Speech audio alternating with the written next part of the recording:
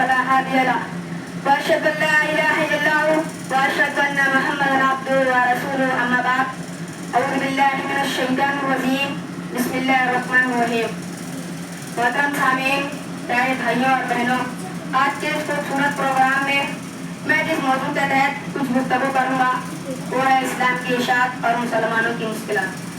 جو 5 آدمی پہلے مسلمان ہوئے انہوں نے سوچا اسلام اللہ کی نعمت ہے, اس نعمت کو دوسروں تک پہنچانا چاہیے. خاص کر حضرت ابو بکر صدیق رضی اللہ عنہ نے اسلام پھیلانے کی کوشش شروع کی. انہی کی کوشش سے حضرت عثمان, عبد الرحمن بن عوف, سعد بن ابی وقاص, زبیر طلحہ رضی اللہ عنہ وغیرہ مسلمان ہوئے. 3 برس کے بعد ہمارے نبی صلی اللہ علیہ وسلم کو اللہ کی طرف سے صاف حکم ملا کہ سب سے پہلے اپنے رشتہ داروں اور قرابت مندوں کو ان کے برے طریقے سے منع کیجیے, ان کو اللہ کے عذاب اور اللہ کی پکڑ سے ڈرائیے. آپ نے یہ کام بڑے مستعدی سے شروع کر دیا. جو انصاف پسند اور سمجھدار لوگ تھے وہ آپ کی باتوں کو ماننے لگے اور جو ضدی اور ہر درم تھے وہ بلا کم مانتے. آپ صلی اللہ علیہ وسلم پر ایمان لانے والوں میں ایک غریب مسلمان حضرت بلال رضی اللہ عنہ تھے. یہ امیہ بن خلف کے غلام تھے. جب یہ مسلمان ہو گئے تو امیہ نے ان پر بڑے بڑے ظلم کیے. دوپہر کے وقت جب دھوپ تیز ہو جاتی تو ان کو گرم گرم بالوں پر لٹا دیتا اور اوپر سے بھاری پتھر ان کے سینے پہ رکھوا دیتا تاکہ ہل نہ سکے, اور کہتا یا تو محمد صلی اللہ علیہ وسلم کے دین سے انکار کرو یا تو ایسے ہی جلتے جلتے مر جاؤ. مگر حضرت بلال رضی اللہ عنہ بھی اپنے دین پر ایسے پکے جمے رہے کہ اسلام چھوڑنے پر آمادہ نہ ہوئے اور سب کچھ برداشت کرتے رہے. حضرت خباب رضی اللہ عنہ ایک صحابی ہے, جب وہ مسلمان ہوئے تو ان کو آگ کے انگاروں پر ننگی پیٹ کر کے لٹا دیا جاتا تھا جس سے ان کی پیٹ کمر تک جل گئی تھی. لبیہ رضی اللہ عنہ حضرت عمر رضی اللہ عنہ کی خاندان کی ایک لونڈی تھی. حضرت عمر رضی اللہ عنہ جب تک مسلمان نہیں ہوئے تھے ان کو بہت مارتے تھے. مارتے مارتے تھک جاتے تو چھوڑ دیتے اور کہتے کہ تجھ پر رحم کر کے میں نے نہیں چھوڑا ہے, میں تھک گیا ہوں, تازہ دموں پر پھر ماروں گا. حضرت عثمان رضی اللہ عنہ جب مسلمان ہوئے تو ان کے چچا ان کو رسیوں سے باندھ کر مارا. حضرت زبیر رضی اللہ عنہ جب مسلمان ہوئے تو ان کے چچا نے ان کو چٹائی میں لپیٹ کر ان کے ناک میں دھواں دیتا تھا. حضرت سعد رضی اللہ عنہ اپنے قبیلہ میں معزز تھے, تاہم اسلام کے ظلم میں قبیلہ بنو اسد ان کو بہت ستاتے تھے.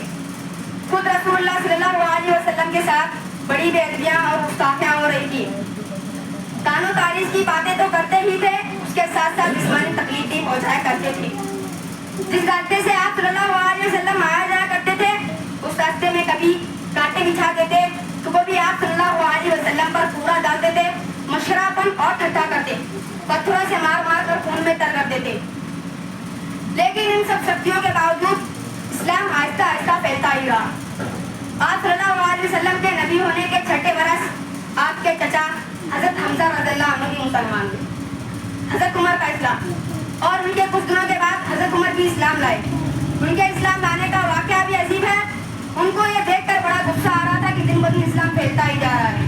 وہ سمجھے کہ اس کی جڑ محمد صلی اللہ علیہ وسلم ہے, ان کا خاتمہ ہو جائے تو یہ جھگڑا ہی مٹ جائے گا. بس تاؤ میں تلوار لے کر نکل پڑے. راستے میں ایک مسلمان مل گئے. انہوں نے پوچھا عمر کہاں جا رہے ہو؟ عمر نے اپنے ارادہ ظاہر کر دیا. عمر کے ہاتھ میں تیور دیکھ کر وہ مسلمان گھبرائے. ان کا رخ پھیرنے کے لیے ان سے کہا عمر پہلے اپنی گھر کی تو خبر لو, تمہاری بہن فاطمہ اور تمہارے بہن شہید بھی مسلمان ہو گئے ہیں. حضرت عمر رضی اللہ عنہ کو اس بات کی خبر نہ تھی کہ سنتے ہی غصہ اور بڑھ گیا. وہیں سے بہنیں کی گھر کی طرف پلٹ گئے. بہن کے یہاں پہنچے تو وہ گران پڑ رہی تھی. پوچھا کیا پڑھ رہی تھی؟ بولی کچھ نہیں. انہوں نے کہا میں سن چکا ہوں کہ تم نے باپ دادا کا راستہ چھوڑ کر محمد صلی اللہ علیہ وسلم کا نیا دین قبول کر لیا. یہ کہہ کر پہلے اپنے بہنوئی سے بھڑ گئے, مارنا شروع کر دیا.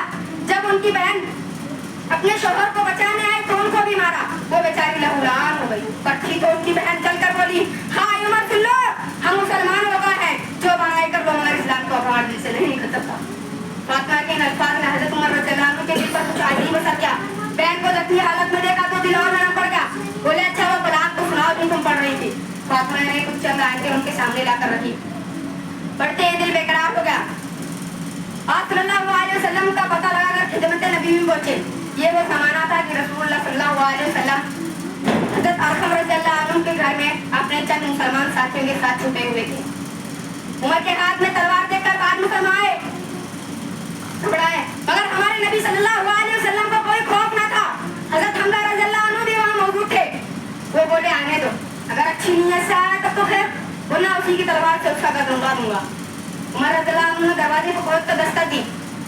ہمارے نبی صلی اللہ علیہ وسلم نے فرمایا دروازہ کھولو. دروازہ کھولتے ہی ہمارے نبی صلی اللہ علیہ وسلم خود آگے بڑھے. عمر جو ہی اندر داخل ہوئے کہ نبی صلی اللہ علیہ وسلم نے ان کا دامن پکڑ کر روبدار آواز سے کہا کہ عمر کس ارادے سے آئے ہو. عمر یہ روبدار آواز سن کر کام گئے اور کہنے لگے اے اللہ کے رسول صلی اللہ علیہ وسلم، اللہ اور اللہ کے آخری رسول پر ایمان لاتا ہوں. اسی وقت سچے دل سے کلمہ پڑا. یہ رنگ دیکھتے ہی تمام مسلمان جو وہاں موجود تھے بے حد خوش ہوئے اور اس خوشی میں سب نے مل کر اس زور سے اللہ اکبر کا نعرہ لگا کہ مکہ کی پہاڑیاں گونج اٹھی. حضرت عمر رضی اللہ عنہ کے اسلام لانے کا مکہ میں بہت چرچا ہوا. ایک شور مچ گیا، لوگوں نے ان کا گھر گھیر لیا. آج دن وائن نکلا، اس نے کہا یہ کیسا ہنگامہ ہے، کیسا شور ہے. لوگوں نے کہا حضرت عمر رضی اللہ عنہ مسلمان ہو. انہوں نے کہا پھر کیا ہوا، میں ان کو پناہ دیتا ہوں. اس کے بعد سب لوگ ہٹ گئے. اگر چاہے حضرت عمر رضی اللہ عنہ کے اسلام لانے سے مسلمانوں کو بہت قوت پہنچی، چاہے مصیبت چند مسلمان کیا کرتے، کافروں کی مخالفت اور دشمنی بھی بڑھ گئی تھی. باقی میں اللہ رب العالمین سے دعا کرتا ہوں کہ اللہ تعالیٰ ہم سب کو اسلام پر ایمان رکھنے کی توفیق دے. آمین. السلام علیکم ورحمۃ اللہ وبرکاتہ.